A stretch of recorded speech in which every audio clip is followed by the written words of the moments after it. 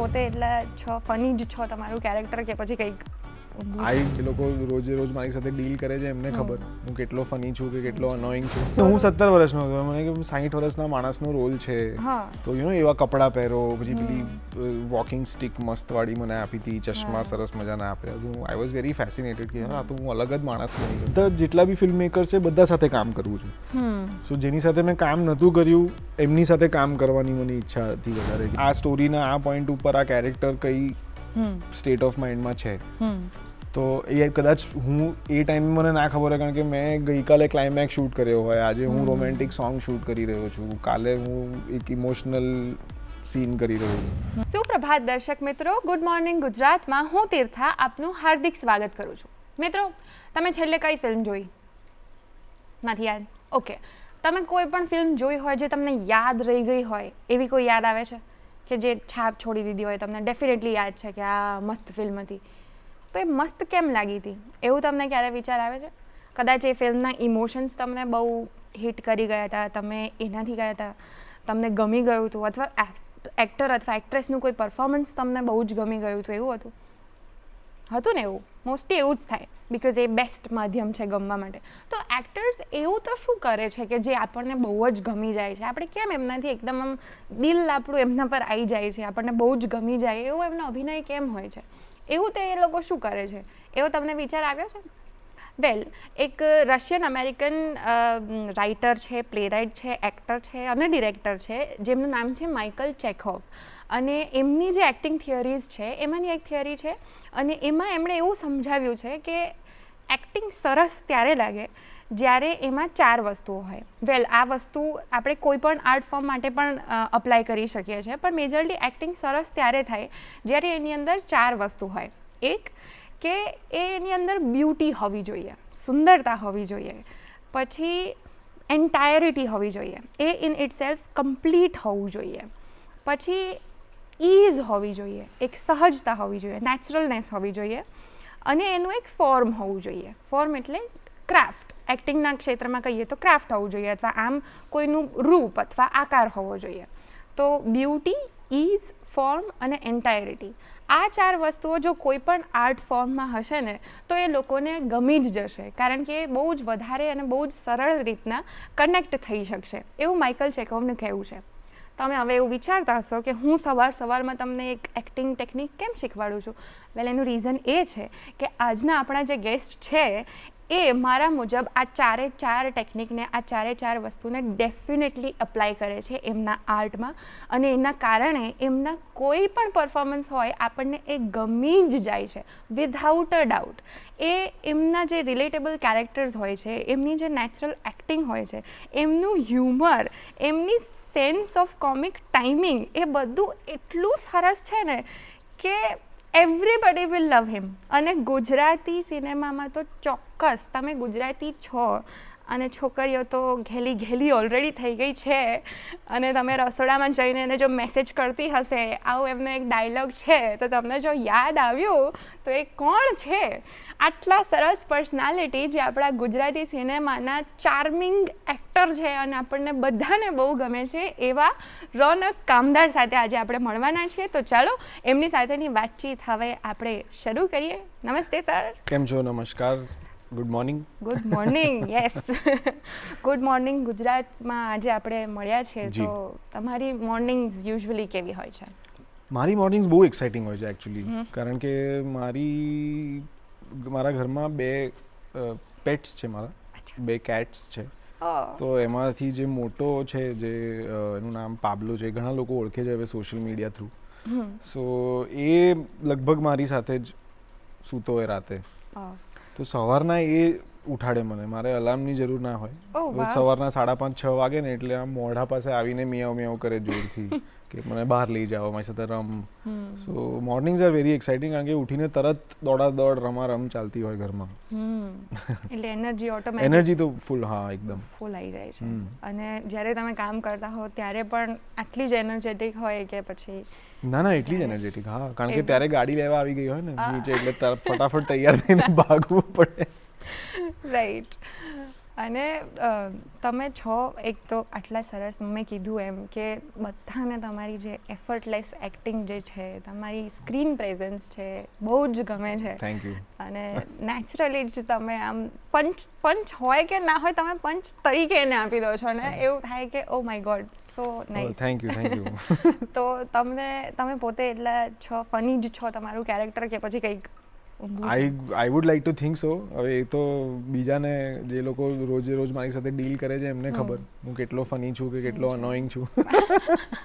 વેલ તમે હશો જ એ મને તો લાગે જ છે કે ડેફિનેટલી એવું જ હશે તો જ તમે આટલી સહજતાથી જે ફોડી શકો છો ને જે ઝીણી ઝીણી વચ્ચે અમુકથી શોધીને કે હોય કંઈક ને પછી કંઈક બીજું પ્રયાસ તો રોજ ચાલુ જ હોય છે. આમ તમે આર્ટિસ્ટ તો છો જ પણ એની સાથે સાથે આર્કિટેક્ટ પણ છો. તો પ્લાન એવો હતો કે આર્કિટેક્ટ બનવું છે પછી અનાયાસે આર્ટિસ્ટ બની ગયા કે ના બંને પ્લાન હતા. એક્ટિંગ એકચ્યુઅલી હું કરતો હતો સ્કૂલ ટાઈમથી. આર્કિટેક્ચર તો પછી આવ્યું પણ આર્કિટેક્ચર પણ ઓલરેડી હતું જ કે ભાઈ મને ઇન્ટરેસ્ટ હતો. મારા ઘરમાં મારા ફાધર આર્કિટેક્ટ હતા એટલે નાનપણથી મેં જોયું હતું એ અને મને મજા આવતી હતી કે આમ કંઈક પેલું ઓફિસ જાઓ 9 to 5 કંઈક કમ્પ્યુટરની સામે કે ફાઇલોની સામે બેસી એ મને ક્યારેય એક્સાઇટિંગ લાગતું નહોતું. તો બિકોઝ મેં મારા પપ્પાને જોયા હતા કામ કરતા કે દર વખતે એક અલગ પ્રોજેક્ટ હોય, અલગ લોકો સાથે કામ હોય, અલગ રીતની ડિઝાઇન્સ બનાવવાની. તો મને એ બહુ ગમતું હતું. અને એક્ટિંગ એકચ્યુઅલી સ્કૂલમાં એક ક્લાસ બંક કરવા માટેથી ને હું ઓડિશન આપવા જતો રહેલો નાટકનું અને સિલેક્ટ થઈ ગયો હતો. અને પછી મને એટલી મજા આવી કે પછી એ બી ના છૂટ્યું. સો ઘણો ટાઈમ તો મેં બંને કર્યું. પછી ફાઇનલી આઈ ડિસાઇડેડ કે યાર હવે એક્ટિંગમાં જરાક પગ જામી ગયા એવું લાગે છે. તો now I can continue with this. યાદ છે તમને અત્યારે કે પહેલું કયું પ્લે હતું? હા યાદ છે ને ઓફકોર્સ 2001માં હતું. એગથા ક્રિસ્ટી કરીને એક બહુ ફેમસ પ્લેરાઇટ છે. એમનું એક નાટક છે ધ વર્ડિક્ટ. એ નાટક એક મર્ડર મિસ્ટ્રી હશે અગાસા ક્રિસ્ટી. એટલે એમાં તમે કર્યા? એમાં હા એટલે એમાં બહુ નાનું કેરેક્ટર હતું મારું. હું જે મેઇન જે મર્ડરરનું પાત્ર હતું ને એના ફાધરનો રોલ હતો મારો. સો બહુ એક ઘરડો પાવરફુલ રિચ માણસ. મને બહુ મજા આવી હતી ત્યારે. હા નાની ઉંમરે કારણ કે હું 17 વર્ષનો હતો. મને કે 60 વર્ષના માણસનો રોલ છે તો એવા કપડાં પહેરો પછી પેલી વોકિંગ સ્ટિક મસ્ત વાળી મને આપી હતી, ચશ્મા સરસ મજાના આપ્યા. તો આઈ વોઝ વેરી ફેસિનેટેડ કે યાર આ તો હું અલગ જ માણસ બની ગયો. વાળ ધોળા કરી નાખેલા મારા. સો એ બધું મને બહુ મેં કીધું યાર આ સરસ છે, આ પણ કરાય એવું છે કામ. અને કોલેજમાં બી તમે સેપ્ટમાં ભણતા હતા તો ત્યાંનું પણ ગ્રુપ હતું ને? ત્યાં છે નાટકબાજી કરીને. હા તો ત્યાં બી 6 વર્ષ અમે સળંગ મેં ને મારા મિત્રોએ નાટકો કર્યા. એ બહુ મજા આવતી હતી કારણ કે શરૂઆતથી લઈને અંત સુધી બધું જાતે જ કરવાનું હતું. એટલે લખાણથી લઈને કપડાં સીલવાથી લઈને ડાઇંગનું કામ, લાઇટિંગનું કામ, સાઉન્ડનું કામ બધું ત્યારે જ શીખ્યા અમે લોકો. So that was also fun.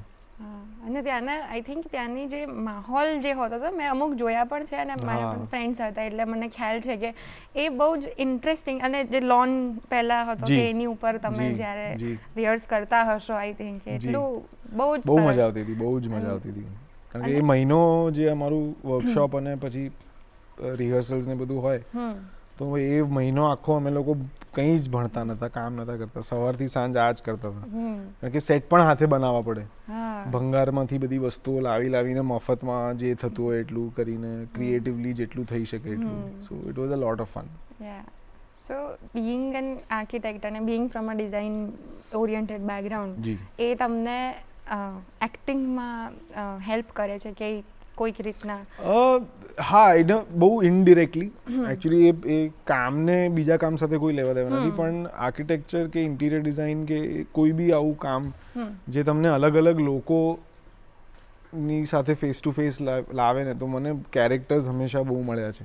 કારણ કે દર વખતે કોઈ જુદું જ માણસ હોય, એની અલગ આદતો, અલગ મેનરિઝમ્સ, અલગ તો એ મને બહુ મજા આવતી હતી કે યાર પેલું નહીં કે તમે એક જ ઓફિસમાં એક જ લોકો સાથે આખો time. So it's a different project altogether. ફિલ્મ્સની જેમ જ ઇટ્સ એકચ્યુઅલી એ રીતે બહુ સરખા છે કારણ કે બહુ મોટી ટીમ હોય, દરેક વખતે અલગ અલગ કોમ્બિનેશનમાં લોકો કામ કરતા હોય, બધાનું ઓવરઓલ કામ એક પ્રોડક્ટની પાછળ હોય, યુ નો. અને પ્રોજેક્ટ ટુ પ્રોજેક્ટ. હા, અને પેલો બી પ્રોજેક્ટ એકાદ વર્ષ જેવું ચાલે, આ પ્રોજેક્ટ પણ એકાદ વર્ષ જેવું ચાલે, so it's very similar. And then you meet new people and start. હા, પણ એમાં આઈ વોઝ ધ ડિરેક્ટર.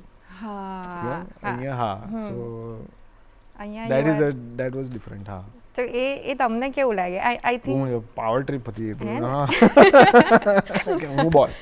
હા, અહીંયા તો સો એ અહીંયા આગળ ઈચ્છા છે તમને કે તમે ડિરેક્ટર પણ બનો ફિલ્મ પર? Why not? Wood you like two direct? I would love to. Really? Yes, why not? અને are you planning? Have you right now હું અત્યારે પેલા વિશિંગ સ્ટેજ ઉપર છું. અચ્છા. હા, પ્લાનિંગ હજી કોઈ થોડો કોન્ફિડન્સ બતાવે તો પ્લાનિંગ સ્ટેજ પર પણ આવી જઈશું. હા. સરસ સરસ. અને વાત આપણે થિયેટરથી ચાલુ કરી, પહોંચી ગયા સીધા ડિરેક્શન પર, પણ વચ્ચે એક્ટિંગ, ફિલ્મ એક્ટિંગ. તો થિયેટરમાં તમે રસ ધરાવતા હતા અને કોલેજમાં પણ કર્યું, સ્કૂલમાં પણ કર્યું, અને યુ નો કે એક્ટિંગ ગમે છે. ફિલ્મ એક્ટિંગ એક નવો વિષય છે, એક નવી રીત છે, નવી જગ્યા છે. એને થિયેટરને આમ બહુ કંઈ લેવા દેવા નથી. નો મેટર હાઉ મચ તમે કર્યું હોય થિયેટર, એક પોઈન્ટ પછી ફિલ્મ એ ડિફરન્ટ છે. તો એ આખું નવી જગ્યા છે. તો એ ત્યાં આવવાનો વિચાર કઈ રીતના આવ્યો? How did you transition? વિચાર નહોતો એકચ્યુઅલી. એ ક્યારે એવું હતું નહીં કે યાર મારે એક્ટિંગ કરવી હતી. અને બીકોઝ ત્યારે હું આર્કિટેક્ચર પ્રેક્ટિસ પણ કરતો હતો, તો ત્યારે ઓફિસના ટાઈમિંગ્સ હોય, so I could only do theatre around that time. એટલે પછી સાંજે અમે લોકો, તો એ લાઈફસ્ટાઈલ બહુ સરસ હતી કે ભાઈ સવારેથી સાંજ કામ કરવાનું, પછી 2-3 કલાક 4 કલાક જઈને રિહર્સલ્સ કરો, આ કરો તે કરો. સો એમાં મને મજા આવતી હતી. પછી શીતલ શાહ જે એક ડિરેક્ટર છે આપણા, જેમણે લગભગ 3-4 ગુજરાતી ફિલ્મો બનાવી હવે, એમની એ લોકો ફર્સ્ટ ફિલ્મ કરી રહ્યા હતા, હુતુ તુતુ. અને એમની યંગર સિસ્ટર જે પ્રોડ્યુસર એડિટર પણ છે, એને મને ફોન કર્યો કારણ કે અમે લોકો સ્કૂલમાં સાથે એક બેચ ઉપર નીચે હતા. તો શી ન્યુ કે હું થિયેટર બી કરું છું. તો એનો ફોન આવ્યો હતો મને કે અમે લોકો આવી રીતે ગુજરાતી ફિલ્મ પ્લાન કરીએ છીએ, so would you like to do it? So I said why not. અચ્છા. અને પછી જસ્ટ ઓકે. હા, પછી સો એક્સિડન્ટલી થઈ ગયું? ના, એટલે લાઈક આઈ સેડ એક્ટિંગ કરવી હતી, પણ એવું મેં ક્યારે એવું નહોતું કર્યું પહેલા કે ભાઈ હું યુ નો કામ શોધવા ગયો હોઉં કે હા, એવું નહોતું કરવું પડ્યું. હું મારા ફ્રેન્ડ સાથે થિયેટર કરતો તો મને મજા આવતી હતી, પણ પછી ગુજરાતી ફિલ્મ ચાલુ થઈ, આઈ થિંક કેવી રીતે જઈશ, અને 2 યાર પછી જે એક યુ નો, તો એમાં જે પહેલા 8-10 ડિરેક્ટર્સે એમની ફિલ્મો કરી, તો આઈ વોઝ લકી ઇનફ કે એમાંથી એકમાં મને ચાન્સ મળી ગયો. સો ત્યારે નોટિસ થવું પણ ઇઝી હતું વધારે, કારણ કે લોકો જ નહોતા એટલા. સો પછી કામ મળતું ગયું, અને સો ઇવેન્ચ્યુઅલી ડિસાઈડ કરી દીધું કે હવે આર્કિટેક્ચરની પ્રેક્ટિસ નથી કરવી. ના, કારણ કે બહુ ટાઈમ કન્ઝ્યુમિંગ પ્રોફેશન્સ છે. સો આ બેઉ કરવા જવું તો બંને સરખી રીતે ના થાય, અને એક્ટિંગ ના કરવું એવું પોસિબલ નથી. સો રાઈટ. એટલે એક્ટિંગ ગમે છે, કરવી છે, મળી ગઈ, શરૂઆત થઈ ગઈ. જી.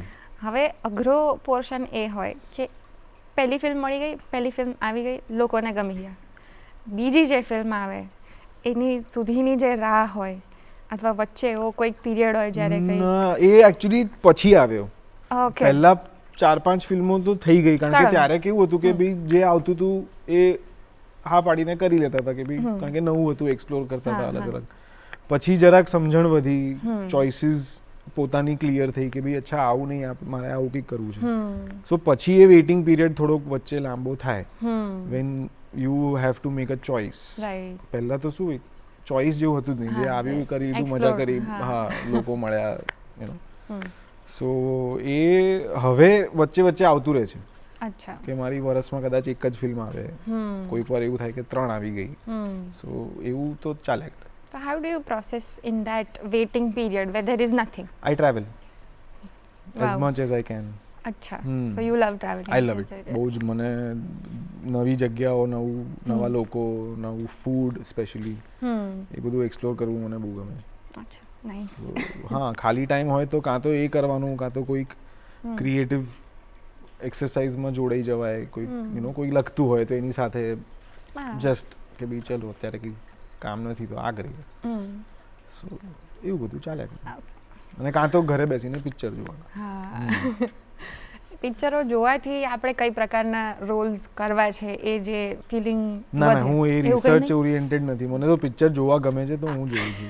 મને નાઇસ, સિરિયસ. હા સરસ, એ સિમ્પલ અપ્રોચ છે. એ બી એક ફેક્ટ જ છે કે જોવા જોઈએ, ખાલી કેમ નહીં ભાઈ.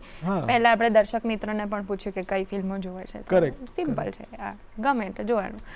એ પણ એક સરસ અપ્રોચ છે.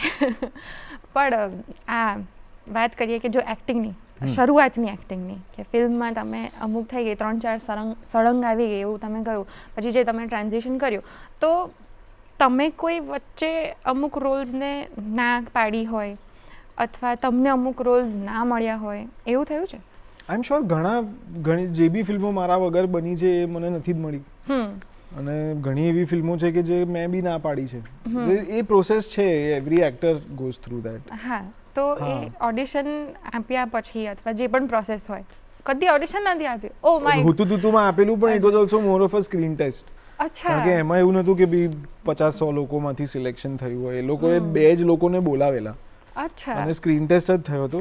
પછી સો હું અને પાર્થ ઓઝા, ઓકે, અમે બંને જણા હતા એ ફિલ્મમાં. અને અમારા બેવના જ સ્ક્રીન ટેસ્ટ થયેલા, એક જ દિવસે સાથે જ થયેલા. ખાલી ફરક એટલો પડ્યો કે રોલ્સ એક્સચેન્જ થઈ ગયા સ્ક્રીન ટેસ્ટ પછી. જે રોલ માટે મને બોલાવેલો એ પાર્થે કર્યો, જેના માટે એ આવ્યો તો એ મેં કર્યો. પણ અધરવાઇઝ મેં ક્યારે પછી ગુજરાતીમાં ઓડિશન્સ લીધા નથી મારા કોઈએ. મને આપવામાં પ્રોબ્લેમ નથી, કોઈ લીધું નથી. ઇન્ટરેસ્ટિંગ. આ બહુ સરસ પોઈન્ટ છે. અને હજી આના ઉપરાંત હિન્દીમાં બહુ આપ્યા. હા, એ ક્યારે વર્કઆઉટ નથી થયા. અચ્છા. હા, એટલે ઓડિશન્સ જે બી લોકો જોતા હોય એમને મારે એ જ કહેવું છે કે મારું ઓડિશન નહીં લેવું, મને કાસ્ટ કરી દેવો, નહીંતર નહીં થાય વર્કઆઉટ. સરસ. હા, એટલે હિન્દી ઓડિશન્સને લઈને અમુક પ્રશ્નો છે જે હું પૂછીશ, પણ અત્યારે સમય થઈ ગયો છે એક બ્રેકનો. તો મળીએ દર્શક મિત્રો એક નાનકડા વિરામ બાદ ગુડ મોર્નિંગ ગુજરાતમાં.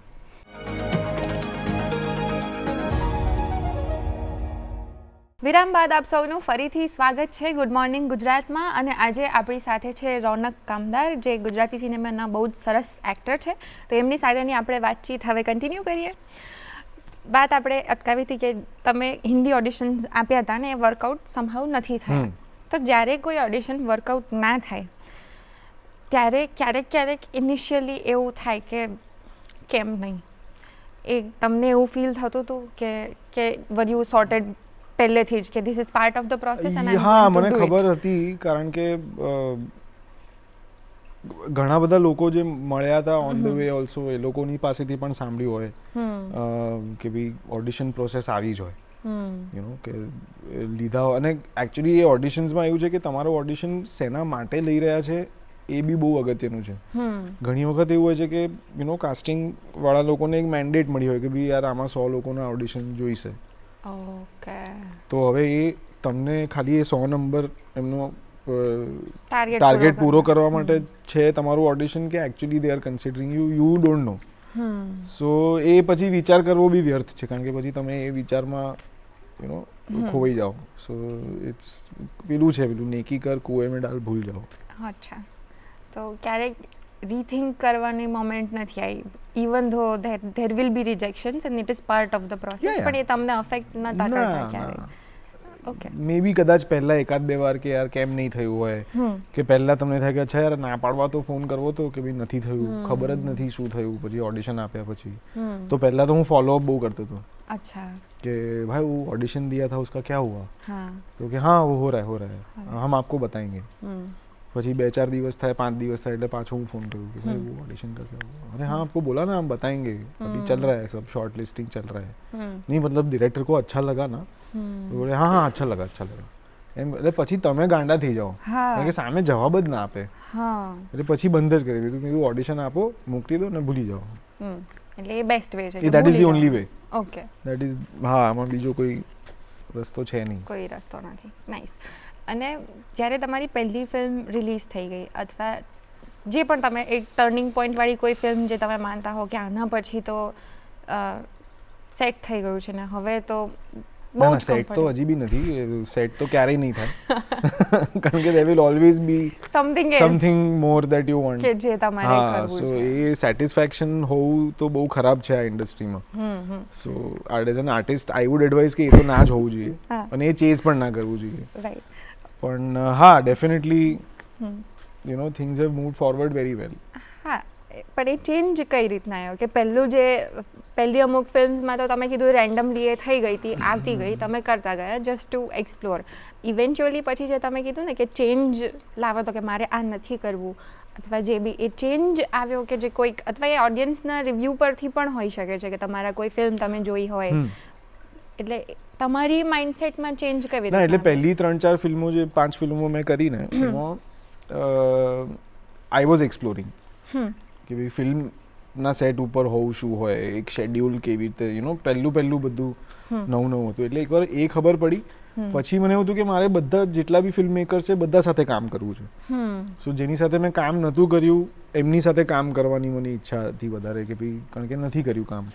એવા એક્ટર્સ છે કે જેમની સાથે સ્ક્રીન શેર નથી કરી તો એમની સાથે મારે કામ કરવું હોય, તો એવી ઈચ્છાઓ વધારે હતી.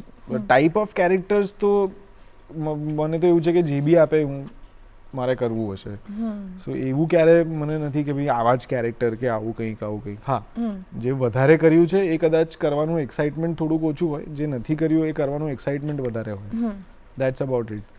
સો આઈ થિંક કોવિડ પછી જ્યારે સો પહેલી જે મેં કીધું 4-5 ફિલ્મો મેં ઇન્ડસ્ટ્રીને એક્સપ્લોર કરવા માટે કરી, પછી સબ્જેક્ટ્સ એક્સપ્લોર કરવા માટે, પછી નાડી દોષ વોઝ વન ફિલ્મ જેના લીધે things completely changed. But that was also કે બી મારું કામ બહુ બધા લોકો સાથે એક સાથે પહોંચ્યું. That film reached a lot of audience. તો એ બહુ મોટો ડિફરન્સ હતો નાડી દોષથી. એના પછી એની પહેલા ઇટ વોઝ મોર કે ઇન્ટરનલી ઇન્ડસ્ટ્રીમાં લોકો ઓળખતા હતા કે એ રીતે કામ મળતું હતું. પછી બહારનું ઓડિયન્સનો પ્રેમ મળવાનો બલ્કમાં ચાલુ થયો નાડી દોષ પછી. અને એ મળવાનો ચાલુ થયો પછી તમને વધારે શું ફીલ થયું હતું કે એક પેલું આવ્યું કે ઓકે હવે તો આ લેવલનું કરવું પડશે, એટલે એક રિસ્પોન્સિબિલિટી કે પછી ઇટ વોઝ? ના, હું એક્ટિંગ હું મારા માટે કરું છું. કારણ કે લોકો માટે કેવી રીતે કરાય, અમુક લોકોને કંઈક ગમે, અમુક લોકોને ના પણ ગમે, તો એ તો તમે ના કરી શકો. સો આઈ ફીલ દેટ એ તો હું મારા માટે કરું છું. મને જે કેરેક્ટર એક્સાઇટિંગ ઇન્ટરેસ્ટિંગ લાગે, જે વાર્તા મને ગમે, તો I will do it more honestly, more excitedly. So એવી રીતે જ હજી પણ હું કામ એ રીતે જ સિલેક્ટ કરું છું. અને કેરેક્ટર્સ તમે જેટલા આટલા બધા પ્લે કર્યા છે અને એમાં પણ બહુ જ વેરાયટી છે. પહેલાં આમ બહુ જ હતું કે boy next door, charming person જે વાળી જે તમે છો જ પણ એક પ્રકારના હતા ને હવે પછી તમે એક્સપ્લોર કરતા રહ્યા છો અને બહુ જ સરસ રીતના મને તો વેરિએશન બહુ સરસ દેખવા મળ્યું છે. અને આ કસુંબોમાં જ જે કહીએ તો તમે એક અલગ રીતનો હિસ્ટોરિક કેરેક્ટર પ્લે કર્યું અને એ પછી પણ હેપી ફેમિલીની વાત કરીએ તો એમાં પણ બહુ જ ઇન્ટરેસ્ટિંગ કેરેક્ટર છે અને જે રીતના પછી નેક્સ્ટ બહાર આવ્યું છે એટલે હવે તો વી આર વેઇટિંગ કે શું હશે આમાં અને how is that going to go ahead. So આ જે ચેન્જીસ આવ્યા છે તો આટલા બધા કેરેક્ટર્સ પ્લે કર્યા અને એ એક્ટરનો પાર્ટ છે કે જેમ કે આ જે સિરીઝવાળા વેબ સિરીઝવાળા અમુક characters you have to go back to those characters, પણ એ સિવાય ફિલ્મના કોઈ કેરેક્ટર્સ છે કે they have steel stayed with you સમહાઉ, એવું કંઈક છે? ના, એટલું કોમ્પ્લિકેટેડ નથી. ના, એ કામ કર્યું ત્યારે થઈ ગયું, પછી આઈ એમ બેક. ઓબ્વિયસલી તમે એઝ એન આર્ટિસ્ટ ગ્રો કરો, તમારા પોતાના પર્સપેક્ટિવ્સ થોડાક પોઈન્ટ ઓફ વ્યૂઝ થોડા ચેન્જ થાય કારણ કે તમે એક બીજા પાત્રની પોઈન્ટ ઓફ વ્યૂ સમજો છો એ ભજવતા. તો કદાચ એક વસ્તુને જોવાની રીત એ કેરેક્ટરની અલગ હોય જે કદાચ મારી પોતાની ના હોય, તો એ રીતે તો તમારો પર્સનલ ગ્રોથ થાય. પણ કોઈ કેરેક્ટર મારી ઉપર હાવી થઈ જાય ને એવું ના, સિમ્પલ. બટ સ્ટીલ કેરેક્ટરની વાત કરીએ તો એવું થયું છે ક્યારેક કે તમે જે કેરેક્ટર પ્લે કરતા હોવ એ તમને રિલેટેબલ લાગ્યું હોય બહુ જ, એટલે બહુ જ આમ એવું થાય કે આ તો હું જ છું એવું ક્યારેક મને અનુભવ એ થયો? થયું હતું નાડી દોષ વખતે પણ મને થયું હતું ચબૂતરો વખતે કે કેરેક્ટર્સ મારાથી ઘણા નજીકના કેરેક્ટર્સ છે. ઓલ્ધો એ છે બહુ જુદા જુદા કેરેક્ટર બંને, પણ એ બંને કેરેક્ટર્સની ઘણી બધી વસ્તુઓ મારી સાથે મેચ કરતી હતી કે મારી લાઈફમાં ઘટનાઓ બની હોય એની સાથે મેચ કરતી હતી. સો એ કેરેક્ટર્સ મને રિલેટેબલ લાગે. અને પરફોર્મ કરતી વખતે જે તમારા ગમતા કોઈ કેરેક્ટર તમે પરફોર્મ કરતા હો ત્યારે તમને એવું લાગ્યું હોય કે આ તો બહુ ઇઝી છે, એટલે do you play with your scenes and your characters કે પછી? હા, અને એ એકચ્યુઅલી બિકોઝ આ એક બહુ કોલેબોરેટિવ પ્રોસેસ છે, એકલા હાથે કંઈ થતું નથી. સો જેવા તમને કો એક્ટર્સ મળે એ તમને કેવી એનર્જી આપે છે, તમારો કમ્ફર્ટ ઝોન એમની સાથે કેવો છે, ડિરેક્ટર સાથે તમારી અન્ડરસ્ટેન્ડિંગ કેવી છે, એમને જે દેખાય છે એ ક્લેરિટી તમને આપી શકતા હોય તો એટલું તમારું કામ બી વધારે સારું થાય. સો એ બધી રીતે you do a lot of, કારણ કે મેં એકલાએ વાંચ્યું હોય ત્યારે મેં એક અલગ રીતે વાંચ્યું એ સીન, પછી જે કો એક્ટર આવે એ એનો ડાયલોગ અલગ રીતે બોલે તો મારે રિસ્પોન્ડ પછી અલગ રીતે કરવું પડે. સો એ રીતે તમે એક સીનને ઘણો ઇવોલ્વ એ થાય વાઇલ યુ આર રિહર્સિંગ, અને પછી એક પ્રોપર રિધમ સાથે તમે એને પરફોર્મ કરો. અને જે બી તમે પ્લાન કરો છો એ પ્લાન હોય પૂરેપૂરો, બીકોઝ થ્રુ રિહર્સલ્સ એ પણ આગળ વધતા જ જશે, ટેક્સમાં પણ અલગ અલગ. હા, ત્યારે તમે યુ ટ્રાય, તમે ટ્રાય કરો કે ભાઈ ઓકે હવે તું આ રીતે બોલીશ તો અહીંયા પોઝ આપીશ તો હું આ એક, તો મારા મનમાં આવે કે અચ્છા અહીંયા એ પોઝ લે છે ને તો હું અહીંયા આવું કંઈક એક્સપ્રેશન આપીશ તો એનો બી પોઝ એનહેન્સ થશે. એવી રીતે તમે બિલ્ડ કરો, પણ જ્યારે તમે એકચ્યુઅલી પરફોર્મ કરતા હો અને તમે એ ઇમોશનમાં આવી જાઓ, કારણ કે રિહર્સલ્સ આર વેરી કહેવાય ને એટલા ઇન્ટેન્સ ના હોય ફાઇનલ પરફોર્મન્સ જેવા. એ તમે મોસ્ટલી લાઇન્સ માટે કે યુ નો ક્યાં વધારે જોર આપવાનું છે, આ સીનનો મિનિંગ એ બધું સમજવામાં રિહર્સલ્સ, તમારી પોઝિશન, તમારે અહીંયાથી હલીને અહીંયા જવાનું છે, માર્ક અહીંયા છે, લાઇટ અહીંયા છે, એ બધા માટે બી હોય.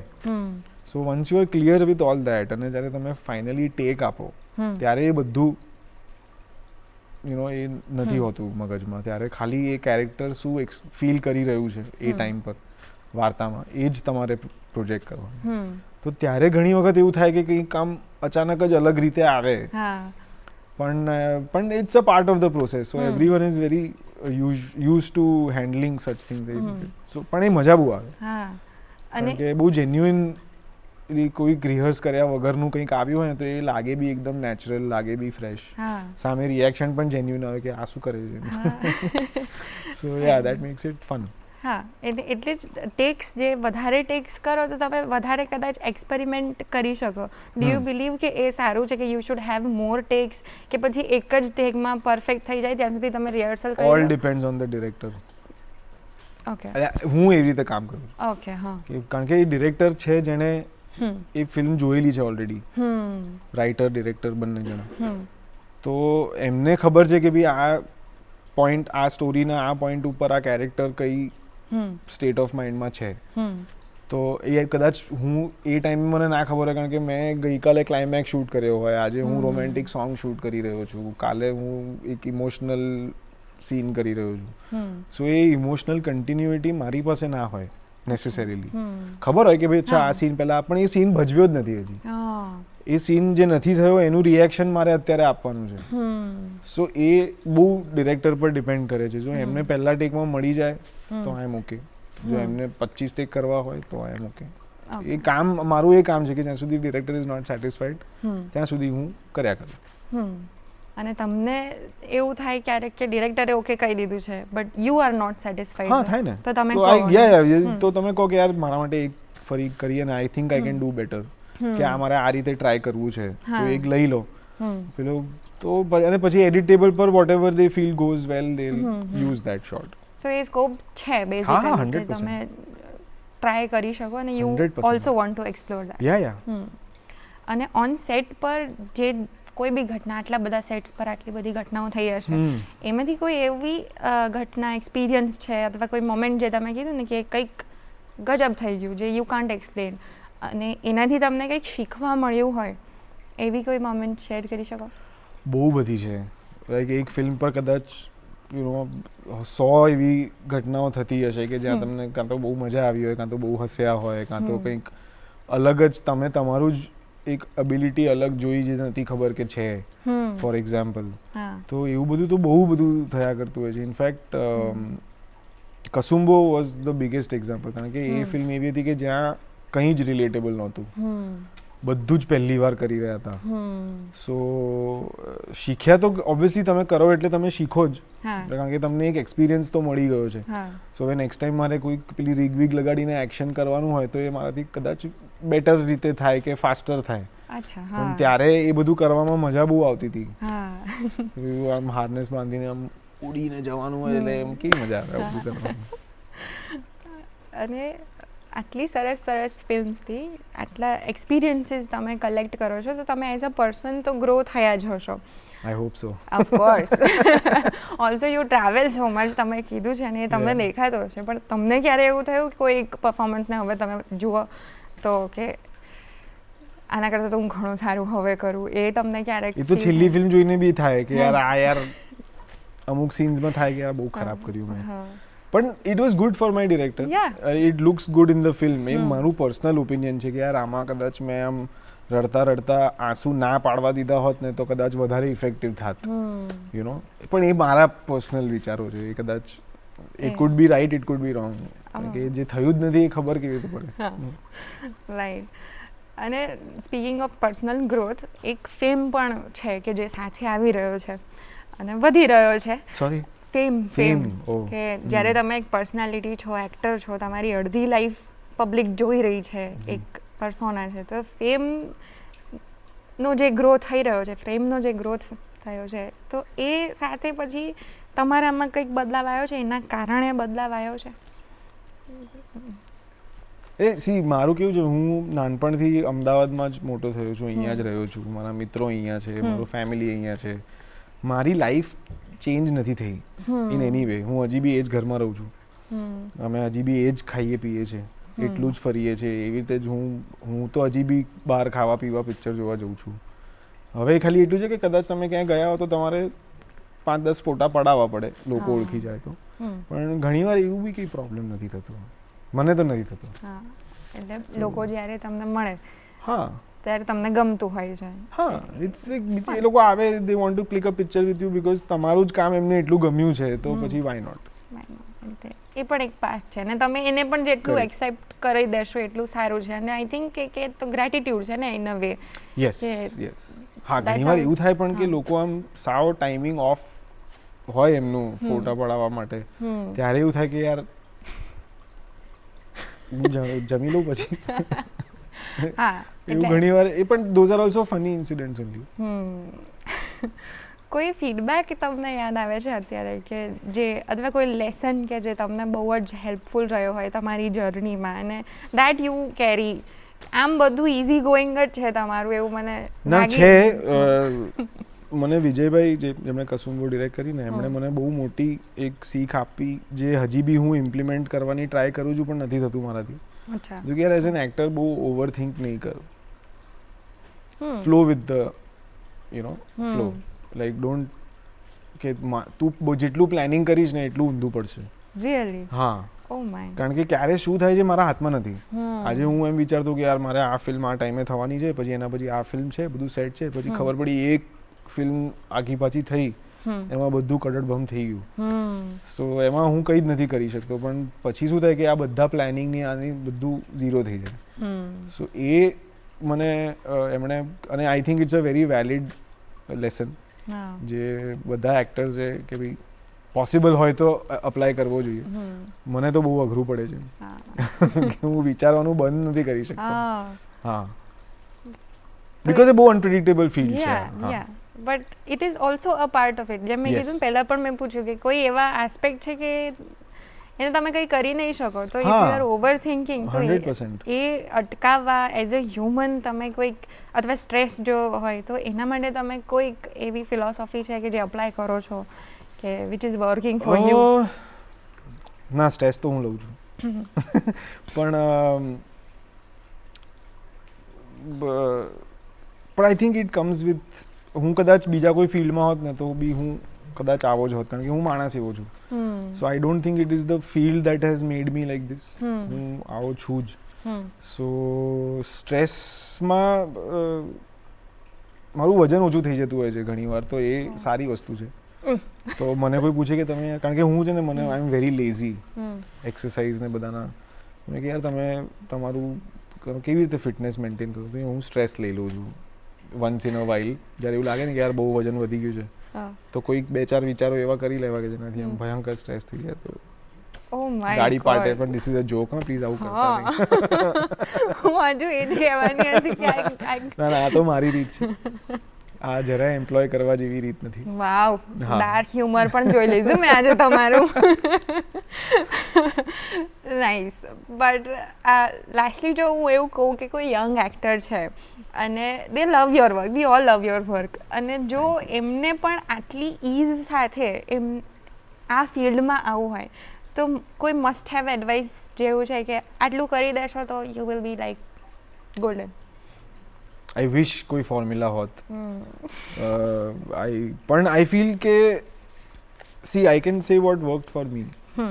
આઈ કાન્ટ, હું એવું નહીં કહી શકું કે આ કદાચ બધા માટે 100%, કારણ કે તમે પહેલાં એક થિયરીની વાત કરી, તો એ થિયરી છે બરાબર. એ થિયરી તો જ એપ્લિકેબલ છે જ્યારે તમે એક આઈડિયલ સિનેરિયોમાં હો. કોઈ પણ થિયરી તમે લઈ લો, પણ જ્યારે એ પ્રેક્ટિકલ પેલામાં આવે ને ત્યારે દરેક સિચ્યુએશન વખતે તમારા આજુબાજુના પેરામીટર્સ અલગ હોય છે. So it is not necessary that one theory will fit every situation or you know every life. So but one thing જે મને લાગે છે કે જે બી તમે સ્પેશિયલી આવી ક્રિએટિવ કોઈ કામ કરતા હો ને, તો સૌથી પહેલાં એ પોતાના માટે કરો. ધ મોમેન્ટ યુ નો જ્યારે તમે એવું વિચારો કે યાર હું આ એક્ટિંગ આવી રીતે કરીશ ને તો ઓડિયન્સને બહુ ગમશે, તો એ ક્યારેય નહીં ગમે. કારણ કે તમે પોતાની બહાર જઈને એ કરી રહ્યા છો, કદાચ તમને પણ એ અનનેચરલ લાગે છે. સો આઈ ફીલ કે કોઈ બી આર્ટ હોય, you need to do it for your self. અને જો એ જેન્યુનિટીથી તમે તમારા માટે કરશો તો એ જેન્યુનિટી ઓડિયન્સ સુધી પહોંચી જ જશે. So I think it's more about that. I think જેટલું ટ્રુ રહેશો તમે, આઈ થિંક માર્ટિન સ્કોર્સેઝીનો કે એવો કોઈ કોટ છે ને કે most personal is most creative. એટલે તમે જેટલા તમારાથી કનેક્ટેડ હશો. Correct. I think this applies to આજકાલ જે ઇન્ફ્લુએન્સર્સ જે બી છે, તો વાય ઇઝ ઇટ કે કોઈક લોકો આટલા બધા પોપ્યુલર થઈ જાય છે અને કોઈક લોકો હજી નથી થતા, જેમને વધારે લાંબો ટાઈમ લાગે છે. ઇઝ બીકોઝ આઈ થિંક કે એ લોકો પોતાની પર્સનાલિટી જેટલી જેન્યુઇનલી લોકો સામે મૂકે છે ને, એટલા વધારે લોકો એમની સાથે કનેક્ટ થાય છે. So I think that is true for every art form. Right. બહુ જ સરસ. તમે આ ઇન્ફ્લુએન્સર વાળું એક્ઝામ્પલ તો બહુ જ સરસ અત્યારે કનેક્ટ થયું. હા, આઈ થિંક એ બધાને મેજરલી એક્ટરને એવું હોય છે કે એ તો ઇન્ફ્લુએન્સર છે, એક્ટિંગ આટલા વર્ષોથી અમે પરસ્યુ કરીએ છીએ. એ પણ બહુ અઘરું છે. યા, એ મારાથી તો નથી થતું. ના, જરાય નહીં. મને કોઈ એમ કે રીલ બનાવો તો મને પરસેવા છૂટી જાય. રાઈટ. એટલે કદાચ એ જ હોય ને કે I really respect all of them કે જે એવરી ડે એ લોકો કંઈક ક્રિએટિવ કંઈક નવું કરે છે. I think it's very tough. Yeah, અને પોતાનામાં રહીને તમે આટલું બધું કન્ટેન્ટ ક્રિએટ કરવું એ ચેલેન્જિંગ છે. પેલામાં તો તમારી સાથે હું એમ તો બહુ બોરિંગ માણસ છું પર્સનલી. આટલું બધું કોન્ટેન્ટ હું તો ના કરી શકું. હું કહું છું ને, મારે ઘણીવાર એવું થાય કે મને બહુ બધા લોકો કહે કે ભાઈ તમે સોશિયલ મીડિયા પર કેમ એક્ટિવ નથી થતા, રોજ કંઈક પોસ્ટ કરો. મેં કીધું પણ હું રોજ પોસ્ટ શું કરું?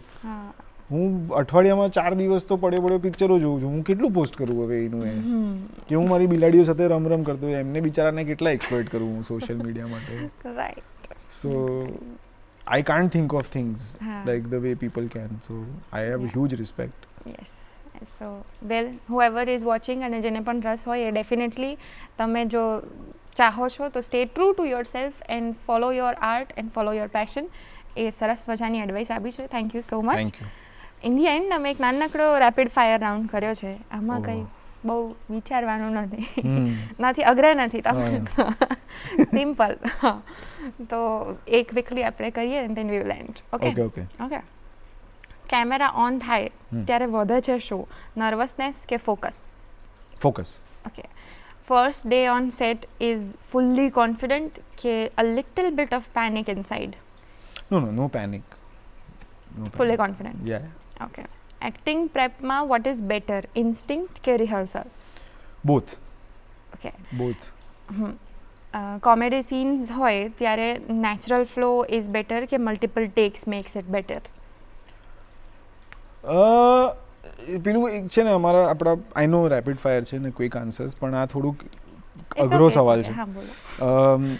આમાં કેવું છે કે ઇટ્સ અબાઉટ એક કોન્સેપ્ટ હોય છે અમારે ફિલ્મ્સમાં, ફર્સ્ટ ટેક મેજિક કહેવાય છે ને, કે જ્યારે ફર્સ્ટ ટેક તમારો એટલો મસ્ત આવે ને ફરી ક્યારેય એવો ટેક આવે જ નહીં, તમે ગમે તેટલા રિહર્સલ કરો.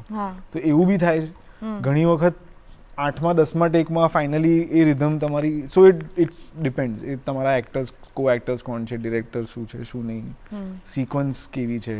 જો બહુ જાડું હ્યુમર હોય તો તમને ખબર છે કે ભાઈ આ લાઈનમાં મારે પંચ આપવાનો જ છે, સો ઇટ્સ ધેટ વે. પણ બહુ સટલ કંઈક હોય કે સાર્કેસ્ટિક હોય કે તો તમારે નેવિગેટ કરતા વાર લાગે કદાચ. હા, એટલે ટેક્સ છે, બંને અગત્યના છે. ઓકે. જી. હા, ગુજરાતી ઓડિયન્સનું રિએક્શન તમારા મુજબ કેવું છે તમારા માટે, વોર્મ કે ઓનેસ્ટ? Honestly warm. ઓનેસ્ટલી હા. નાઇસ. ડિરેક્ટર્સ ફીડબેક નેગેટિવ હોય તો ડઝ ઇટ હર્ટ યુ કે help you? No, it helps obviously, because see honestly એ તમારી વાત કઈ રીતે તમે રજૂ કરો છો એની પર વધારે હોય છે. જો તમને કોઈ કામ એકદમ ઇન્સલ્ટિંગલી કંઈક કહેતું હોય છે, એ નથી થયું ક્યારે, યુ નો, પણ એવું છે, સાંભળ્યું છે કે ઘણા એવા મેકર્સ હોય છે કે જે તમને બહુ જ આમ યુ નો વઢી નાખે, કે બહુ ઇન્સલ્ટ કરીને તમને કહે કે યાર શું આવડતું નથી કામ ને, તો ત્યારે તમને થાય. પણ I think if it is for the betterment of the scene or performance or film તો ખરાબ ના લાગે, it's a process. So it's no problem. No problem either way. It will help you later. Yeah, even though it absolutely, hurts first. Absolutely. Yeah. Fame કેવો છે, આમ slow burn જેવું છે કે સડન રિયલાઇઝેશન જેવું છે? ફેમ ને હું બહુ નથી અટેન્શન આપતો ઓનેસ્ટલી. ઓકે. કારણ કે I don't want to get caught up in that. You are true to yourself and you love doing acting. હા, I think it's very dangerous territory. હા, એને આપણે ભાવ જ નથી. હા, બહુ ભાવ નહીં, પ્રેમ મળે સ્વીકારીને સામે આપી દઉં. ઓકે, જવા દઈએ. સ્ક્રિપ્ટ રીડિંગ કરતા હોવ ત્યારે વોટ અપીલ્સ યુ મોર, પહેલા કેરેક્ટર કે story? Story. One perfect take is always planned or accidental? Accidental. I cannot plan anything. Acting is more craft or more emotion? It's a combination of both. To be able to feel an emotion at any given point of time, and then making sure that you have the craft enough to put it out there on screen. Okay. Rejection motivates you or shakes you? It doesn't affect me. અને Gujarati cinema is growing કે is ready to explore now? It is ready to explode now, actually, I feel. Okay. Yeah, I think we've explored enough. I think we have grown enough. I think now આપણે ready છે કે થયો ને, સો આટલો મોટો ધડાકો કર્યો આપણે આ વર્ષે, લાસ્ટ યર જ. So I think we are ready. હવે જરૂર નથી આપણે. ના, જરૂર છે એવું નથી, પણ આમ આપણે છે હવે એ સ્ટેજ ઉપર છે કે જ્યાં આપણે દુનિયા સામે આપણા સિનેમાને રેપ્રેઝન્ટેશન માટે ઊભું કરી શકીએ. ડેફિનેટલી, ચોક્કસ. Are you single or committed? Committed. Off screen Raunak વિશે જો અમારે એક વાત જાણવી હોય જે લોકોને નથી ખબર, એ કઈ હોઈ શકે? સખત આળસુ માણસ છું, ભયંકર. મને મારો ફેવરેટ પાસ ટાઈમ પડ્યા રહેવાનો છે. Okay, super. આપણે રેપિડ ફાયર કર્યું, ભલે એનો લાસ્ટ જવાબ આળસ છે, પણ રેપિડ ફાયરમાં બહુ એનર્જી આવી ગઈ. હા, થેન્ક યુ સો મચ. સવારમાં તમારી જોડે વાત કરીને બહુ ગમ્યું. મને પણ બહુ મજા આવી. Thank you. ઇનસાઇટફુલ તમે અમુક વાતો કીધી, અમને બહુ જ ગમી છે, અને thank you so much for coming to. Thank you.